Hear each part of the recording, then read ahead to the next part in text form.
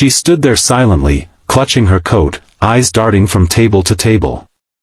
Everyone pretended she didn't exist. Waiters passed her by, customers stared with judgment, and even the manager asked her to leave. But just when she was about to give up, he stood up, pulled out a chair, and said, "You can sit with me." What happened next changed both their lives forever. Backhand index pointing. Right before we begin, don't forget to like this video and subscribe to our channel Kindness Stories for more heart-touching stories every day. The snow was falling softly over the quiet streets of Chicago. Inside Dina's diner, warmth and laughter echoed off the walls. It was the kind of place that smelled like pancakes and brewed coffee, where holiday music played in the background and families gathered to escape the cold. But not everyone inside felt warm. At the entrance stood a young woman, no more than 25. Her coat was 2 sizes too big and frayed at the sleeves. Her shoes were soaked, mismatched even. One hand held a crumpled dollar bill, the other clutched the strap of a worn leather bag. Her face was pale, lips trembling from the cold. She didn't speak, only looked. Table to table. Hoping. Waiting. People glanced at her but quickly turned away. A woman whispered to her husband, "Don't make eye contact." A man pulled his child closer. The waitresses passed her like she was invisible. The manager, an older man with tired eyes, finally walked over and said, "Miss, if you're not ordering, I'm going to have to ask you to leave." She opened her mouth but no sound came. She looked down at the dollar in her hand. Just enough for a coffee. Not a meal. Not even a seat, apparently. She nodded and turned to go. But one man, seated at a corner booth alone, noticed everything. He had been watching quietly, sipping his coffee. He wasn't rich. He wasn't dressed fancy. Just jeans, a flannel jacket, and a weary kindness in his eyes. He looked to be in his mid-30s, with tired hands that hinted at hard labor, and a deep scar across one eyebrow that told of old battles. Before she reached the door, he stood up. "Excuse me," he said loud enough for the room to hear. "You can sit with me." The restaurant fell into silence. Eyes turned. The young woman stopped in her tracks. He walked to her, pulled out a chair at his table, and gently nodded. "It's warm here. And they've got good pie." She looked at him, confused and cautious. "But I don't have enough. I didn't ask for your wallet. Just your company," he smiled. With shaky steps, she walked over and sat down. The warmth of the seat made her eyes well up. She blinked the tears away. He flagged down the waitress. "We'll have 2 coffees and a plate of blueberry pancakes. Extra syrup." She leaned closer. "You don't have to do this." He shrugged. "I know. But no one else did." Her name was Emily. She hadn't eaten properly in 2 days. She had lost her job at a flower shop 3 weeks ago, then her apartment a week later. Her parents were gone. She had no one to call. She had come into the diner just to sit, maybe drink something warm. Not expecting kindness. Not expecting anything. His name was Noah.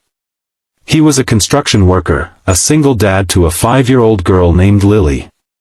She was with her grandmother that day, giving Noah his first break in months. He didn't have a lot, but he had enough to notice when someone had nothing. As the pancakes arrived, she hesitated to eat. He nodded again. "Go ahead. They're better warm." Bite after bite, Emily began to thaw. Not just from the cold, but from despair. For the first time in days, someone had seen her. Not as a burden. Not as a threat. Just human. They talked. She told him about the bookstore she used to visit as a child. He told her about the nights he'd read fairy tales to his daughter using silly voices. She laughed. He smiled. The diner faded into a blur around them. When they were done, she looked at him and said, "Why did you really let me sit?" He leaned back, eyes thoughtful. "Because a long time ago, someone did the same for me. When I had nothing. And I promised myself, I'd return that favor one day." She didn't know what to say. So she just whispered, "Thank you." And for Noah, that was enough. 2 weeks later, the diner looked the same, but felt different to Noah. He still came every Sunday, ordering the same coffee and pancakes. But now, he always looked at the door, hoping. He hadn't seen Emily since that day. She had refused his money but had accepted a warm jacket he offered when they parted. She told him she'd find a way, get back on her feet. He hoped she did. Then, on the third Sunday, as the snow melted into slush outside, she walked in. But this time, her coat fit perfectly. Her shoes weren't mismatched. Her hair was tied back neatly, and her eyes, though still tired, had light in them. Noah stood up before she reached him. "I got a job," she said, smiling.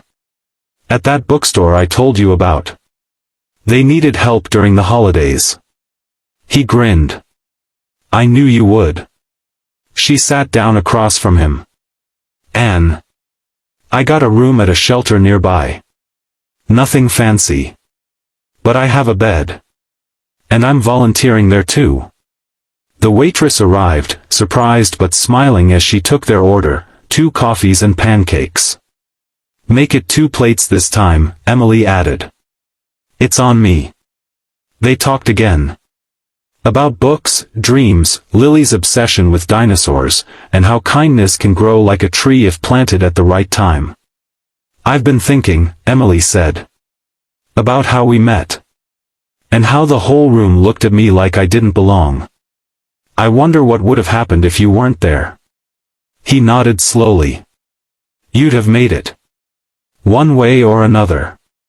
But I'm glad I could be part of your story." She reached into her bag and pulled out a small card. "It's not much," she said, sliding it across the table. It was a handwritten thank you note. At the bottom, in small neat letters, it read, "When no one else saw me, you did. Thank you for saving more than just a seat." He read it, and for a moment, didn't speak. He looked at her, his voice thick. "You deserved more than a chair. You deserved a table." She smiled gently. "Well, I found one. Thanks to you." They sat for a long time after that. Talking. Laughing. Not strangers anymore. Just 2 souls who met on a cold day when the world had turned its back, and one simple act of kindness turned everything around. Sometimes, kindness doesn't need to be loud. It doesn't need to be grand. It just needs a chair pulled out, and a heart willing to offer it. Backhand index pointing right. If this story touched your heart, please like the video and subscribe to Kindness Stories for more inspiring tales like this. You never know who needs that one small act of compassion.